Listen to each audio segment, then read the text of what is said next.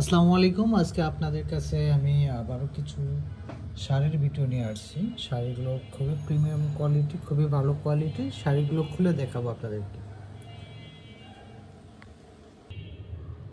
এ হচ্ছে শাড়ির আঁচলটা দেখতে পাচ্ছেন। এগুলো কিন্তু সিকোয়েন্সের কাজ করা থাকবে এবং এমব্রয়ডারি ওয়ার্ক করা থাকবে, দেখতে পাচ্ছেন। এই হচ্ছে এটা আঁচল আর পুরা পায়েরে কিন্তু সুন্দর করে সিকোয়েন্সের কাজগুলো করা থাকবে আমাদের এই শাড়িটাতে।